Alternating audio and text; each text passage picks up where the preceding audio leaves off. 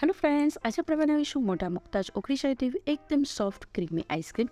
આજે આપણે 6 અલગ અલગ ફ્લેવરની આઈસ્ક્રીમ બનાવીશું. આ રીતે તમે કોઈ પણ આઈસ્ક્રીમ બનાવશો તે સોફ્ટ અને ક્રીમી જ બને છે અને આ બનાવવી એકદમ સહેલી હોય છે. સાથે આપણે એક પ્રીમિક્સ બનાવીશું. એ તમે 2 થી 3 મહિના સ્ટોર પણ કરી શકો છો અને જ્યારે પણ આઈસ્ક્રીમ ખાવાનું મન થાય એટલે બસ પ્રીમિક્સ કાઢો, દૂધમાં મિક્સ કરો અને 5 થી 6 મિનિટ એને ઉકાળો. સાથે એમાં જે ફ્લેવર બનાવવા હોય તે ઉમેરી દો એટલે આપણી આઈસ્ક્રીમ બનીને તૈયાર થઈ જાય છે. તો ચાલો આજે ફટાફટ જોઈ લઈએ બહાર જેવું જ એકદમ સોફ્ટ અને ક્રીમી આઈસ્ક્રીમ બનાવવાની રીત. તો પહેલાં આપણે પ્રીમિક્સ બનાવીને રાખી દઈશું. તો તેના માટે પોણો કપ જેટલી ખાંડ લેવાની છે અને સાથે તેમાં મિલ્ક પાવડર ઉમેરવાનો છે. તો હું અહીંયા 4 મોટી ચમચી જેટલો મિલ્ક પાવડર લઉં છું. જે 10 રૂપિયાવાળા પેકેટ આવે છે મિલ્ક પાવડરના, તે જ મેં અત્યારે લીધા છે. 4 મોટી ચમચી જેટલો મિલ્ક પાવડર લેવાનો. સાથે અહીંયા આપણે કોર્નફ્લોર ઉમેરવાનો છે, જે 3 મોટી ચમચી જેટલો કોર્નફ્લોર છે. હવે આમાં આપણે જીએમએસ પાવડર ઉમેરવાનો હોય છે. આ રીતે પેકેટમાં તમને જીએમએસ પાવડર કરિયાણાની મોટી દુકાન હોય અહીંયા આરામથી મળી જશે. આવી રીતે પેકેટ પણ આવે છે, લૂઝમાં પણ આવે છે. જીએમએસ પાવડર અને સીએમસી 2 પાવડર આવે છે જે આઈસ્ક્રીમમાં ઉમેરવામાં આવે છે, જેનાથી આપણી આઈસ્ક્રીમ સોફ્ટ બને છે, જે જલ્દી ઓગળી પણ નથી જતી અને એમાં આઈસ ક્રિસ્ટલ નથી બનતા. તો આ રીતે 2 પેકેટ આવે છે અને આ બહુ મોંઘા નથી આવતા. અને આવી રીતે સીએમએસ પાવડર પણ આવે છે. આ સીએમએસ પાવડર થોડોક ઓછો ઉમેરવાનો હોય છે. આજે તમે જીએમએસ પાવડર મળશે ને ત્યાં જ તમને સીએમએસ પાવડર આવે છે, તે પણ મળી જશે. અહીંયા આપણે 1/8 ટીએસપી એટલે કે 1 ચમચીનો 8મો ભાગ હોય છે આ સીએમસી પાવડર ઉમેરવાનો હોય છે. બસ આટલી વસ્તુને આપણે મિક્સ કરી દેવાનું છે અને હવે આને મિક્સરમાં પીસી લેવાનું છે. હવે તમે જોઈ શકો છો મિક્સરમાં પીસીને તૈયાર કરી લીધું છે. અહીંયા પાવડર બનીને તૈયાર થઈ ગયું છે. આમાંથી તમે જે ફ્લેવરની બનાવી હોય તે ફ્લેવર બનાવી શકો છો.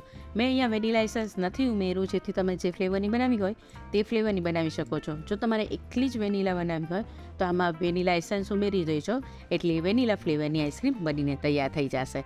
અને આ પ્રીમિક્સને તમે 2 થી 3 મહિના બહાર એરટાઇટ ડબ્બામાં રાખશો તો પણ એ બગડશે નહીં. અને આ જે પ્રીમિક્સ મેં બનાવ્યું છે તે 1 લીટર દૂધ માટેનું બનાવ્યું છે.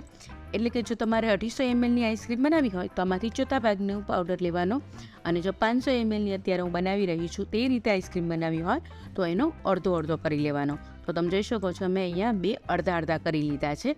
એટલે કે એક 500 mlનો મેં અત્યારે વાપરી લઈશ અને એક 500 ml દૂધનો હું રાખી દઈશ, જેથી હું પાછળથી પણ એની આઈસ્ક્રીમ બનાવી શકું છું. તો હવે આમાં આપણે કાંઈ જ નથી કરવાનું. બસ 500 ml જેટલું ફૂલ ફેટ મિલ્ક એટલે કે મલાઈવાળું દૂધ લઈ લેવાનું છે અને ઠંડુ જ લેવાનું છે અને ગરમ નથી કરવાનું. અને એમાં આપણે પહેલાં પાવડર ઉમેરી દેવાનો છે અને પાવડરને આપણે સરસ મિક્સ કરી દેવાનું છે. એમાં લમ્સ ના રહે ત્યાં સુધી એને મિક્સ કરી દેવાનું છે. થોડાક નાના મોટા લમ્સ રહી જાય તો પણ વાંધો ના રાખતા, કેમ કે આપણે એને પકાવશું ને તો એકદમ છૂટા પડી જાય છે. તો તમે જોઈ શકો છો મેં મિક્સ કરી દીધું છે. પછી આપણે એને મીડિયમ ગેસ ઉપર પકાવી લેવાનું છે. આપણે એને મીડિયમ ગેસ ઉપર હલાવતા પકાવવાનું છે, કેમ કે આમાં મિલ્ક પાવડર અને કોર્નફ્લોર છે જે નીચે બેસી જાય છે, એટલે ખાસ એને હલાવતા પકાવી લેવાનું છે. આમાં એક ઉપરો આવે ને ત્યાં સુધી આપણે એને પકાવવાનું છે. વધારે પડતું ઉકાળવાનું પણ ઝંઝટ નથી. બસ ગરમ થઈ જાય દૂધ અને ઘાટું થઈ જાય અને એમાં એક ઉપરો આવવાની તૈયારી થઈ જાય, બસ એટલું જ એને પકાવવાનું છે. એટલે બસ ઉભરો આવવાની તૈયારી છે તો ગેસ બંધ કરી દીધો છે અને આપણે આને સતત આવી રીતે હલાવતા રહીશું, જેથી ઉપર કોઈ પણ મલાઈ ન જામી જાય. અને ઠંડુ થઈ જાય એમ ઘાટું થતું જશે. તો તમે જોઈ શકો છો આ થોડુંક હજુ ઘાટું થઈ ગયું છે. હવે આને ફ્રીઝરમાં આપણે ફ્રીઝ કરવાનું છે, એટલે કે એને જમાવવા માટે મૂકી દેવાનું છે. જે પ્રમાણે ફ્રીજની ઠંડક હોય એ પ્રમાણે જામશે. અમુકને 4 થી 5 કલાકમાં પણ જામી જાય, અમુકને 6 થી 8 કલાક પણ લાગે. આપણે એને 80% સુધી જામી જાય ને ત્યાં સુધી આપણે એને જમાવવા મૂકી દેવાનું છે. તમે જોઈ શકો છો આ 70 થી 80% જામી ગયું છે. વધારે પડતું એકદમ બરફ જેવું થઈ જાય ત્યાં સુધી આપણે એને ઠંડુ કરવાની જરૂર નથી. બસ થોડું ઠંડુ થઈ જાય ત્યાં સુધી એને ઠંડુ કરવાનું. પછી એક બોલમાં આવી રીતે નીચે બરફ રાખવાનો અને એની ઉપર બીજું કોઈ વાસણ રાખી દેવાનું અને તેમાં આપણે જે આઈસ્ક્રીમ બનાવીને રાખ્યો તે આમાં ઉમેરી દેવાનો છે. હવે આને આપણે હેન્ડ બ્લેન્ડરથી એને વિસ્ક કરવાના છે. આવી રીતે હેન્ડ બ્લેન્ડરથી વિસ્ક કરવાથી જે તમે આઈસ્ક્રીમ બનાવો છો એની 2 થી 3 ગણી ક્વોન્ટિટી થઈ જાય છે. એટલે આવી રીતે મેં હેન્ડ બ્લેન્ડરનો ઉપયોગ કર્યો છે. હવે આવી રીતે 4 થી 5 મિનિટ એને ફેટી લેવાનું છે. ડબલ ક્વોન્ટિટીમાં થઈ જાય ત્યાં સુધી એને ફેટી લેવાનું. પછી તેમાં પોણો કપ જેટલી વ્હિપિંગ ક્રીમ ઉમેરવાની છે. વ્હિપિંગ ક્રીમ અહીંયા ખાસ કરીને ઉમેરજો, જેથી આઈસ્ક્રીમ આપણે સોફ્ટ અને ક્રીમી બને છે.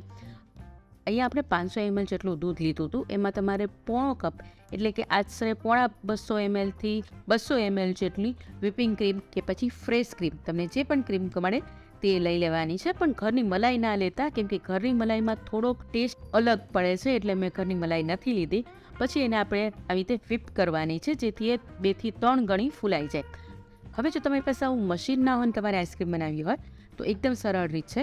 કંઈ નહીં કરવાનું, વિપિંગ ક્રીમ લેવાની કે પછી ફ્રેશ ક્રીમ લેવાની અને જે મિશ્રણ બનાવ્યું આપણે આઈસ્ક્રીમનું બેઝ બનાવ્યું તે મિક્સ કરી દેવાનું અને એને મિક્સરમાં પીસી લેવાનું.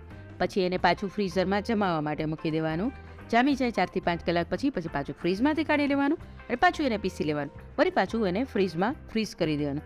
આ રીતે તમારે 3 થી 4 વખત એને મિક્સરમાં પીસવું પડશે, જેથી એ સરસ જામી જાય. હવે તમે જોઈ શકો છો, મેં આને 6 અલગ અલગ ફ્લેવરમાં બનાવવાની છે આઈસ્ક્રીમ.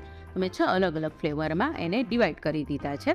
હવે એક ફ્લેવર હું અહીંયા ઓરિયો બિસ્કિટનો બનાવું છું, તો તેમાં મેં ઓરિયો બિસ્કિટને આવી રીતે હાથેથી તોડીને કટકા કરીને ઉમેરી દીધા છે. હવે બીજા 4 હું અહીંયા આઈસ્ક્રીમ માટે જે ક્રશ આવે છે તે ઉમેરું છું. એમાં એક મેં મેંગો ક્રશ લીધું છે, સાથે સ્ટ્રોબેરી ક્રશ અને black current plus pineapple crush લીધું છે. આટલા મેં ક્રશ લીધા છે, જે આ તૈયાર જ આવે છે. આના ટેસ્ટ ખૂબ જ સરસ આવે છે, એટલે આ 1 થી 2 ચમચી જ ઉમેરવાના હોય છે ને સરસ ટેસ્ટ આપે છે. અને લાસ્ટ હું એકદમ સિમ્પલ વેનીલા ફ્લેવરનું બનાવવાની છું, તો એમાં મેં વેનીલા એસેન્સ ઉમેરી દીધું છે. અહીંયા તમને કલર કે એસેન્સની જરૂર પડે તો તમે એને એક્સ્ટ્રા ઉમેરી શકો છો. હવે આ બધા મિક્સ કરી લીધા પછી થોડીક ઉપરથી ગાર્નિશિંગ કરવા માટે મેં ઉપરથી થોડોક સ્ટ્રોબેરી ક્રશ, પાઇનેપલમાં પાઇનેપલ ક્રશ, મેંગોમાં મેંગો ક્રશ અને બ્લેક કરન્ટમાં બ્લેક કરન્ટ ક્રશ ઉમેરી દીધા છે. અને ઓરિયોમાં ઓરિયો બિસ્કિટ આવી રીતે ઉપરથી 2 ઉમેરી દીધા છે. અને સાઈડમાં થોડુંક પ્લેન લાગતું હતું, તો પછી મેં આવી રીતે એક બિસ્કિટ લઈ લીધી અને એને કટકા કરીને સાઈડમાં ઉમેરી દીધી છે, એટલે સરસ ડિઝાઇન બની જશે. અને બીજામાં મેં ચોકલેટ ચિપ્સ ઉમેરી દીધી છે, જેથી વેનીલા એસેન્સવાળી પણ સરસ લાગે. અને બાકીના બધા મેં થોડીક આવી રીતે ટૂથપીકથી ડિઝાઇન કરી દીધી છે, એટલે સરસ ડિઝાઇન બની જાય. આમાં તમને જે રીતે ટેસ્ટ ભાવે તે રીતે કરી શકો છો. ઇવન તમારે આ રીતે ના કરવી હોય ને એસેન્સ અને કલર ઉમેરીને કરવી હોય તો તે રીતે પણ કરી શકાય.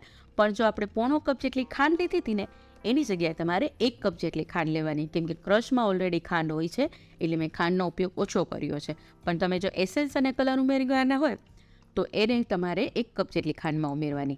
આને કઈ રીતે બનાવી શકાય તેની રેસિપી જોઈતી હોય તો મને કમેન્ટ કરીને કહેજો. અને મેં આજે ચોકલેટ ફ્લેવરની પણ આઈસ્ક્રીમ નથી બનાવી, કેમ કે આ પ્રીમિક્સમાંથી ચોકલેટ ફ્લેવરની આઈસ્ક્રીમ બનાવવાની રીત થોડીક અલગ છે, એટલે મેં આમાં ઇન્ક્લુડ નથી કરી. જો તમારે એની પણ રેસિપી જોઈતી હોય તો નીચે કમેન્ટ કરીને કહેજો, એનો વિડીયો પણ હું અલગ બનાવી દઈશ. પછી 8 થી 10 કલાક કે પછી જામી જાય ત્યારે એને કાઢી લેવાની. તમે જોઈ શકો છો, આ રીતે બનેલી આઈસ્ક્રીમ બહાર જેવી જ બનશે. તમે કોઈને પણ સર્વ કરશો તો કોઈ તમને નહીં કહે કે આ તમે ઘરે બનાવી છે, એવી ટેસ્ટી બને છે. તો ચોક્કસથી આ રીતે એક વખત આઈસ્ક્રીમ બનાવજો અને પછી કમેન્ટ કરીને કહેજો કે તમને રેસિપી કેવી લાગી. 100% તમને ગેરંટી દઉં છું, તમને ખૂબ જ ગમશે. અને તમે 100% કમેન્ટ કરવા આવશો જ પાછા કે બહાર જેવી જ આ બની છે આઈસ્ક્રીમ. તો આ રીતે ચોક્કસથી આઈસ્ક્રીમ બનાવજો અને એન્જોય કરજો ઉનાળામાં. આપણે મળીશું નેક્સ્ટ રેસિપી સાથે. ત્યાં સુધી વિડીયો લાઇક કરી દેજો, શેર કરી દેજો અને ચેનલ સબસ્ક્રાઈબ ન કરી હોય તો સબસ્ક્રાઈબ પણ કરી લેજો અને ફેસબુકમાં ફોલો પણ જરૂરથી કરી દેજો. તો તમે એન્જોય કરો આઈસ્ક્રીમ. આપણે મળીશું નેક્સ્ટ રેસિપી સાથે. ત્યાં સુધી આવજો. Bye bye. Thank you and જય શ્રી કૃષ્ણ.